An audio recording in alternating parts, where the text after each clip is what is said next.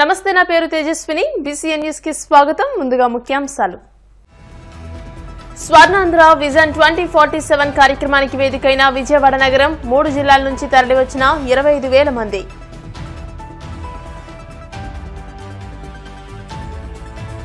పేదరిక నిర్మూలనే ప్రధాన లక్ష్యం మా విజన్ అదేనన్న ముఖ్యమంత్రి చంద్రబాబు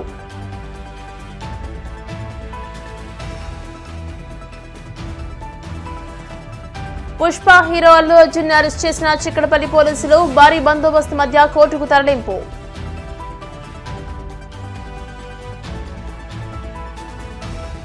అల్లు అర్జున్ అరెస్టును ఖండించిన ప్రజాశాంతి పార్టీ అధ్యక్షులు కేఏ పాల్ న్యాయం అందరికీ ఒకేలా ఉండాలంటూ డిమాండ్ స్వర్ణాంధ్ర విజన్ 2047 కార్యక్రమానికి విజయవాడ నగరం వేదికైంది. శుక్రవారం ఇందిరాగాంధీ స్టేడియంలో ఆంధ్రప్రదేశ్ ముఖ్యమంత్రి చంద్రబాబు నాయుడు ఆవిష్కరించారు. ఈ కార్యక్రమంలో డిప్యూటీ సీఎం పవన్ కళ్యాణ్, మంత్రులు, ముఖ్య అధికారులు పాల్గొన్నారు. పెద్ద ఎత్తున నిర్వహించే కార్యక్రమానికి కృష్ణా, గుంటూరు, ఎన్టీఆర్ జిల్లాల నుంచి దాదాపు 25,000 మంది హాజరయ్యారు. అంతకుముందు ఇందిరాగాంధీ మున్సిపల్ స్టేడియంలో ఏర్పాటు చేసిన స్టాల్స్ ను CM Chandrababu, deputy CM Pawan Kalyan, మంత్రులు సందర్శించారు. సీఎం చంద్రబాబు ఆధ్వర్యంలో ప్రభుత్వం రూపొందించిన 10 సూత్రాలు స్వర్ణాంధ్రకు మార్గదర్శకాలుగా నిలవనున్నాయి. పేదరికం లేని సమాజం, ప్రతి కుటుంబానికి అవసరమైన వనరులు సమకూర్చడం, ఎదిగేందుకు అవకాశాలు కల్పించడం ఈ సూత్రం ప్రధాన లక్ష్యం.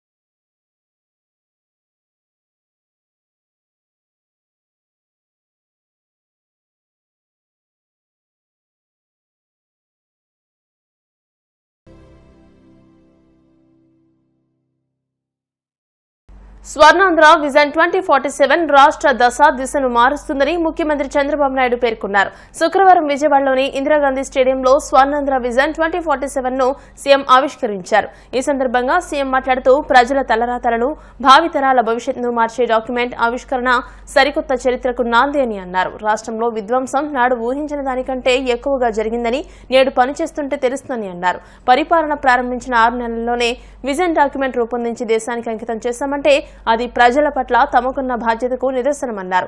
అందరికీ ఆరోగ్యం, సంపద, సంతోషం ఇవ్వడమే స్వర్ణాంధ్ర విజన్ 2047 లక్ష్యమని ముఖ్యమంత్రి స్పష్టం చేశారు. ఈ రోజు చాలా మంది ఇక్కడ ఉన్నారు. ఈ రోజు ఒక నిర్దిష్టమైన ఆలోచనలతో వచ్చాం. ఈ రోజు మన రాష్ట్రంలో మీరు చూస్తే తలసరి ఆదాయం $3,000 కంటే తక్కువ. ఈ రోజు మేము పెట్టుకున్నది 2047కి $42,000 తలసరి ఆదాయాన్ని సంపాదించాలని ఒక లక్ష్యంగా పెట్టుకున్నాం. ఇక్కడుండే మీరందరూ అనుకుంటారు ఇది సాధ్యమా అని. కానీ ఇప్పుడే పవన్ కళ్యాణ్ గారు ఒక మాట చెప్పారు. హైదరాబాద్ లో మీరు చూస్తే రెండు నగరాలు, ఒకటి హైదరాబాద్, ఒకటి సికింద్రాబాద్. ఆ రోజు ఆలోచించాం, ఏదైతే వెస్టర్న్ సైడ్ వెళితే అక్కడంతా రాళ్లు గుట్టలు ఉండేటివి. ఆ గుట్టల్లో నేను చూశాను, ఇది భవిష్యత్తు నగరంగా తయారవుతుందని రూపకల్పన చేసి 25 సంవత్సరాల్లో ప్రపంచంలో నెంబర్ 1 రాష్ట్రంగా తయారు చేశామంటే అది ఆనాటి విజన్ ప్రభావం అని చెప్పి కూడా నేను మీకు తెలియజేస్తున్నా. ఎప్పుడూ పవన్ కళ్యాణ్ గారు అంటా ఉంటారు, సార్ మేము అందరూ రాళ్లు చూశాం, మీరు మాత్రం అందులో ఒక విజన్ చూశారని. అవును, నేను ఆ రోజు చూసింది ఒక సింగపూర్ చూశాను, లేకుంటే ఒక దుబాయ్ చూశాను, ఒక అమెరికాలో ఉండే న్యూయార్క్ సిటీని చూశాను. ఇలాంటి టౌన్ ఎందుకు డెవలప్ చేయలేమని ఆలోచించి అంచెలంచెలుగా అభివృద్ధి చేశాం. ఈ రోజు గర్వంగా చెప్పగలుగుతున్నా, హైదరాబాద్ నగరం వల్ల తెలంగాణ రాష్ట్రం భారతదేశంలోనే ఎక్కువ తలసరి ఆదాయం సంపాదించే రాష్ట్రంగా తయారైందంటే అది ఆ రోజు వేసిన ఫౌండేషన్ అని చెప్పి కూడా నేను మీకు తెలియజేస్తున్నా. ఆ రోజు 1997 14 టాస్క్ ఫోర్స్లు వేశారు, గంటల తరబడి కూర్చున్నాం. ఆ రోజు విజన్ అంటే చాలా మందికి అర్థమయ్యేది కూడా కాదు. ఫస్ట్ టైం దేశంలోనే ఒక విజన్ డాక్యుమెంట్ తయారు చేశాం. అదే సమయంలో ఆ విజన్ ను కూడా 2020 విజన్ ని 1999 జనవరి 26వ తారీఖున అంటే రిపబ్లిక్ డే రోజున ఇనాగరేట్ చేశాం. దాని ఫలితాలు ఈ రోజు చూస్తున్నాం. నాకు ఏ మాత్రం అనుమానం లేదు, ఈ రోజు 13/12/2024 మీరందరూ రాష్ట్రంలో రాసి పెట్టుకోవాల్సిన రోజు. మళ్లీ 2047కు మీరు సమీక్ష చేసుకుంటే నేను చెప్పింది జరిగిందా లేదా అని మీరు చూసే పరిస్థితి వస్తుందని చెప్పి కూడా నేను మీకు తెలియజేస్తున్నా. దానికి మీరందరూ కూడా ప్రత్యక్ష సాక్షులు కావాలని చెప్పేది నా ఆలోచన. పుష్ప హీరో అల్లు అర్జున్ ను చిక్కడపల్లి పోలీసులు అరెస్ట్ చేసి కోర్టులో హాజరుపరచగా 14 రోజుల రిమాండ్ విధించారు. పుష్ప 2 ప్రీమియర్ షో సందర్భంగా ఆయన ఎవరికీ చెప్పకుండా ర్యాలీ చేసుకుంటూ థియేటర్ కు రావడంతో తొక్కిసలాట జరిగి ఓ మహిళ చనిపోయింది, మరొకరు తీవ్రంగా గాయపడ్డారు. ఈ ఘటనపై కేసు నమోదు చేసిన పోలీసులు దర్యాప్తులో ఇది పూర్తిగా అల్లు అర్జున్ తప్పిదమేనని తేల్చడంతో అరెస్ట్ చేశారు. అరెస్టు ముప్పును గమనించిన అల్లు అర్జున్ తనపై కేసును కొట్టివేయాలని 2 రోజుల కిందటే క్వాష్ పిటిషన్ ను దాఖలు చేశారు. అయితే ఇంకా విచారణకు రాలేదు. తాను తొక్కిసలాట ఘటనకు కారణం కాదని ఆయన వాదించారు. తొక్కిసలాటలు జరగకుండా జాగ్రత్తలు తీసుకోవాలని రూల్స్ ఉన్నాయి. కోర్టు విచారణ అనంతరం రిమాండ్ కు తరలిస్తూ తీర్పునిచ్చింది. హైదరాబాద్ చంచల్గూడ జైలు వద్ద భారీ బందోబస్తు ఏర్పాటు చేశారు. హీరో అల్లు అర్జున్ ను వైద్య పరీక్షలు పూర్తయిన సందర్భంగా ఆయన్ను నాంపల్లి కోర్టుకు పోలీసులు తరలించారు. నాంపల్లి కోర్టులో హాజరుపరిచిన అనంతరం న్యాయమూర్తి ఆదేశాల మేరకు తదుపరి చర్యలు ఉండనున్నాయి. ఈ క్రమంలో చంచల్గూడ జైలు వద్ద భారీగా పోలీసులు బందోబస్తును చేపట్టారు. స్వర్ణాంధ్ర విజన్ 2047 డాక్యుమెంట్ రూపకల్పన వెనుక సీఎం చంద్రబాబు అవిశ్రాంత కృషి ఉందని ఏపీ ఆర్థిక శాఖ మంత్రి పయ్యావుల కేశవ్ తెలియజేశారు. ప్రతి ఒక్కరి భవిష్యత్తు బాగుండాలనే లక్ష్యంతో ఈ డాక్యుమెంట్ ను రూపొందించినట్టు చెప్పారు. దేశంలో విజన్ డాక్యుమెంట్ సీఎం చంద్రబాబు శ్రీకారం చుట్టారని, విజన్ 2020 ఫలాలు నేడు కళ్ల ముందు కనిపిస్తున్నాయని అన్నారు. పరిపాలన అంటే పారిశ్రామికవేత్తలను తరిమేసి ప్రజావేదికలు కూల్చడం కాదని ప్రతి ఒక్కరూ తెలుసుకోవాలని హితవు పలికారు. విశ్వనగరంగా మారిన హైదరాబాద్ నాడు విజన్ 2020 ఆలోచనల నుంచి పుట్టిందేనని పయ్యావుల గుర్తు చేశారు. అదేవిధంగా రాష్ట్రాన్ని అభివృద్ధి పథంలో నడిపేందుకు సీఎం చంద్రబాబు అహర్నిశలు కృషి చేస్తున్నారని అన్నారు. ఐటీ, డ్రిప్ ఇరిగేషన్ గురించి 30 ఏళ్ల క్రితమే చంద్రబాబు చేసిన ఆలోచనలు ఎంతమంది జీవితాల్లో వెలుగులు నింపాయని మంత్రి పయ్యావుల కేశవ్ ఆనందం వ్యక్తం చేశారు. విజన్ అంటే ఏంటి? రేపటి తరానికి ఏం కావాలి? రేపు ప్రపంచంలో మార్పులు ఎట్లా వస్తున్నాయి? ఆ మార్పుల్ని అవకాశాలుగా మలుచుకుని ఎట్లా అందిపుచ్చుకోవాలి, మన పిల్లల్ని దానికి ఎట్లా సమాయత్తం చేయాలి అనేటువంటి ఆలోచన చేసేదే ఆయన విజన్ డాక్యుమెంట్ అంటే. ఒక్క ఎగ్జాంపుల్ చెప్పదలుచుకున్నాం. 30 సంవత్సరాల క్రితం రోడ్ల గురించి ఆయన మాట్లాడాడు, ఐటీ గురించి మాట్లాడాడు, బీటీ గురించి మాట్లాడాడు, డ్రిప్ గురించి మాట్లాడాడు. ఆ పెద్ద డాక్యుమెంట్ లో ఒక 4 అంశాలని మాత్రమే ఇవాళ చెప్తున్నాం. దేశానికి కూడా ఆయన ఎట్లా ఉపయోగపడతాడో కూడా తెలియజెప్పాలి.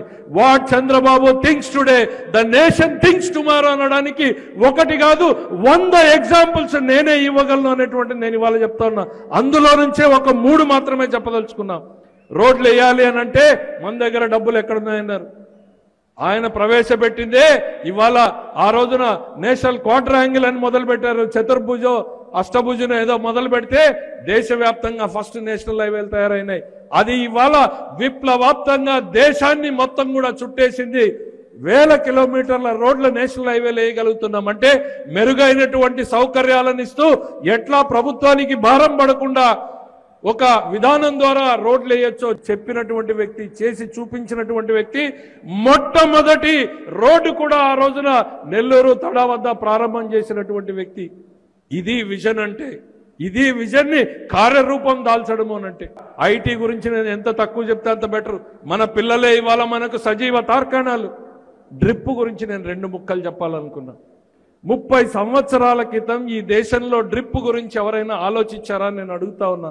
కరువు సీమలో పుట్టిన బిడ్డగా, నీటి విలువనట్టు తెలిసినటువంటి వ్యక్తిగా మాకు ఆ బాధలేంటో, ఆ డ్రిప్ వచ్చి మా జీవితాలను ఎట్లా మార్చిందో నేను చెప్పగలుగుతున్నాను. నేను ఈ రోజున చుక్క నీటి కోసం రైతు పడేటువంటి ఆలోచనని 30 సంవత్సరాల క్రితం 95, 96లోనో ఆయన డ్రిప్ని ప్రవేశపెట్టాలి అన్నాడు. అసలు డ్రిప్ అంటే అప్పటిదాకా దేశంలో ఎవరికి తెలియదు. ఒక కమిటీని వేశాడు, అందులో నేను కూడా భాగస్వామ్యం కావడం నా అదృష్టంగా నేను ఇప్పటికీ కూడా భావిస్తాను. ఓ 2 ఐఏఎస్ ఆఫీసర్లని, ఓ ప్రజాప్రతినిధిగా నన్ను ఆ రోజు ఇజ్రాయెల్కి ఫస్ట్ టైం పంపించారు. మేము చూసొచ్చిన తర్వాత ఆ డ్రిప్ని ఇక్కడ ప్రాజెక్టును ప్రారంభిస్తే ఆ రోజు ఉన్నటువంటి ప్రతిపక్ష నాయకులు మళ్లీ అవహేళన చేశారు. ఇంత కాస్ట్లీ అవుతుంది, ఇది ఆంధ్రప్రదేశ్కు ఉపయోగపడుతుందా అని.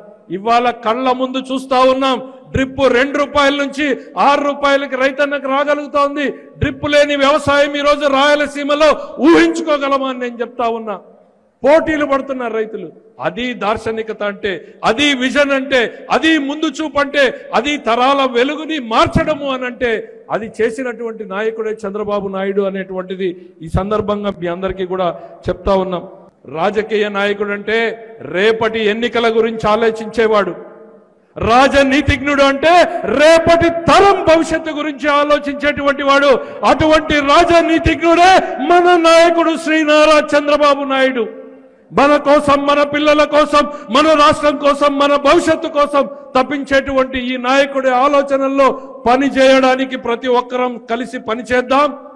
ఈ రాష్ట్రాన్ని మళ్లీ తిరిగి పరుగులు పెట్టించే దిశలో మనము భాగస్వాములు అవుదామని తెలియజేసుకుంటూ, ఈ రాష్ట్ర అభివృద్ధిలో భాగస్వాములు కావాలని చంద్రబాబు నాయుడు గారు ఇచ్చేటువంటి విజన్ డాక్యుమెంట్ లో కాడి పట్టిన రైతన్నైనా, కంప్యూటర్ వ్యక్తి అయినా, పరిశ్రమలు చేసేటటువంటి వ్యక్తి అయినా, మా డ్వాక్రా మహిళలైనా, చదువుకుంటున్నటువంటి విద్యార్థులైనా ప్రతి ఒక్కరం కూడా గ్రామమైనా, మండలమైనా, జిల్లా అయినా, పల్లె అయినా, విజయవాడ నుంచి హైదరాబాద్ దాకా ఉన్న ప్రతి తెలుగు వాళ్ళు కూడా మన ప్రాంతాన్ని అభివృద్ధి చేసుకోవడం కోసం, మన భవిష్యత్తుని నిర్మించుకోవడం కోసం.